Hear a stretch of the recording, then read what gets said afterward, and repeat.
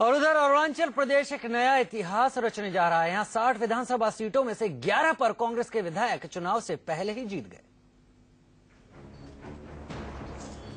भारतीय राजनीति में शायद पहला मौका होगा जब इतनी बड़ी संख्या में उम्मीदवार निर्विरोध चुने गए हैं। अरुणाचल प्रदेश की 11 सीटों पर कांग्रेस के उम्मीदवार को टक्कर देने वाला कोई नहीं है। ये सभी उम्मीदवार निर्विरोध चुने गए हैं।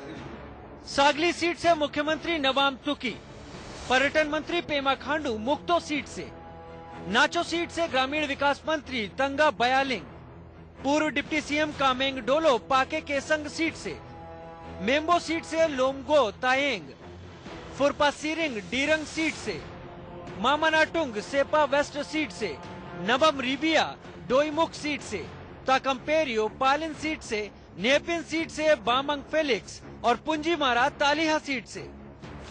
इन सभी 11 उम्मीदवारों ने चुनाव से पहले ही जीत अपनी झोली में डाल ली है। इन 11 में से 10 सीटें अरुणाचल वेस्ट संसदीय सीट के तहत आती हैं। कांग्रेस के मुख्यमंत्री नबाम तुकी को चुनौती देने के लिए बीजेपी ने नबम ताड़े को मैदान में उतारा था, लेकिन नबम ने नाटकीय ढंग से आखिरी दिन अपना नाम वापस ले लिया। हालांकि बीजेपी ने इसे साजिश बताया है और चुनाव आयोग में इसकी शिकायत की है। बीजेपी का आरोप है कि ज्यादातर उम्मीदवारों को कांग्रेस की ओर से डराया धमकाया जा रहा है। ये लोकतंत्र की प्रक्रिया को तहस नहस करने जैसा है। हमारे ज्यादातर उम्मीदवारों को कांग्रेस की तरफ से डराया और धमकाया जा रहा है। बीजेपी इसे साजिश बता रही है तो जीत से पहले मिली जीत की गारंटी से कांग्रेस काफी गदगद है। एक तरफा जीत चुनाव में हमारी जीत सुनिश्चित करती है। अरुणाचल प्रदेश की 60 विधानसभा सीटों के लिए 188 उम्मीदवारों ने नामांकन भरा था, जिसमें से 173 नामांकन पत्रों को सही पाया गया।